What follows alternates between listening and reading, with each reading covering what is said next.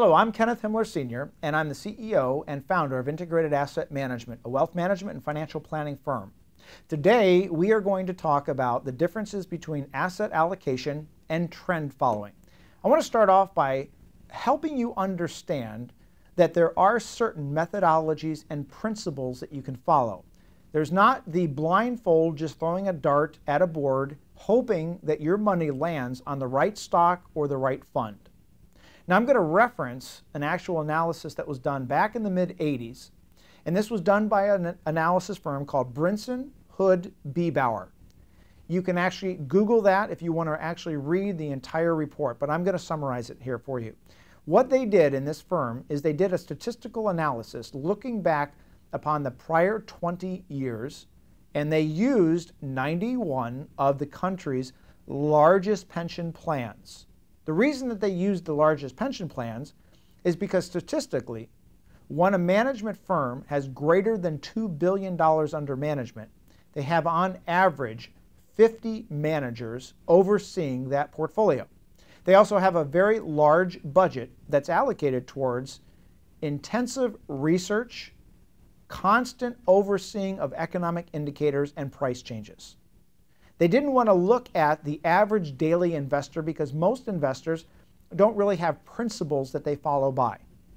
What they did was they took these 91 pension managers and they categorized their investment strategies and principles into three categories. The first is asset allocation, which I'm going to get to last. The second is stock selection. And finally, the third is market timing.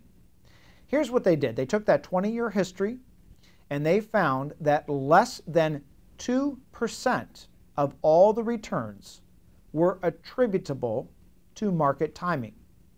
What I mean by that is people that will want to buy, and as soon as the price goes up, they sell a little bit. And a market timer is defined as anybody that holds an investment or a stock for less than 1 year. That's market timing. The second item was stock selection. And I'm rounding these percentages so we can summarize it.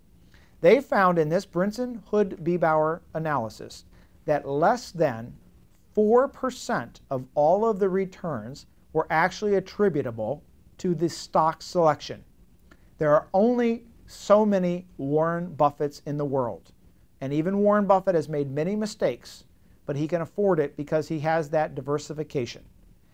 The analysis proved that there's only a certain number of winners, such as Google or Apple or Microsoft. These are high flyers, and they're usually promoted with the hype, much like the lottery. You always see the lottery winners. What you don't see is the millions of people that don't win a dime from the lottery. This is the same way with stock investing. Third, but not least, is asset allocation. Over 94% of all attributable returns were allocated towards asset allocation. Now, over the years, because asset allocation and modern portfolio theory has proven to, on a long term, be the best way to invest, to smooth out the volatility and risk, and have the best overall returns, there have been many derivatives of asset allocation. One is strategic asset allocation. The other is tactical. Let me explain both. Tactical asset allocation means that you're not necessarily a day trader, but you may weight either under or over certain asset categories based upon what's trending within the economy. As an example, if the government is issuing or printing a lot more money, you may short the currencies. You may also buy a long and a short treasury. If, as an example, interest rates are extremely low, you might reduce the amount of your bond maturity duration to less than 4 or 5 years. Pure asset allocation is either strategic or tactical. On the flip side to this, you have what's called strategic.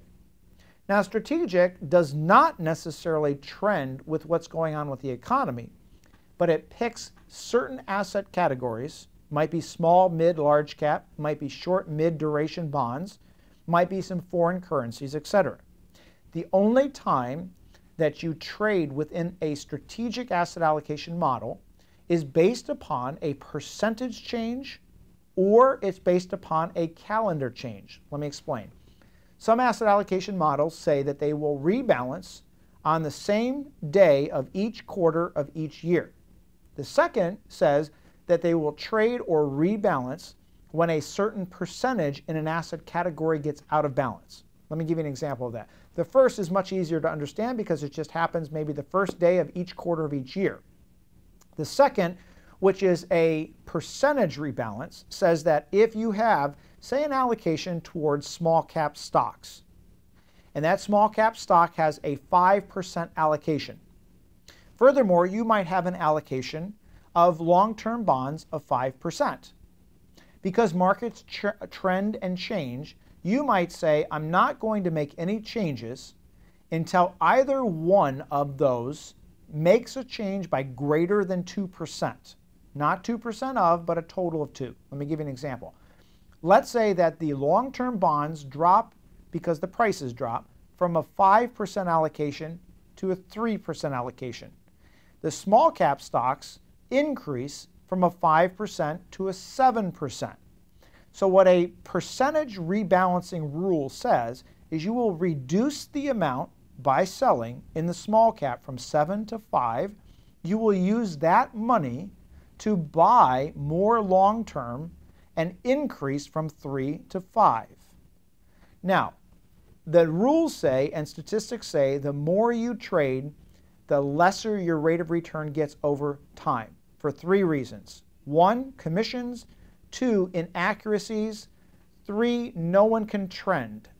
Hopefully that helps you understand the differences between asset allocation, market timing, and stock selection. Thank you again. My name is Kenneth Himmler, Sr., CEO and founder of Integrated Asset Management.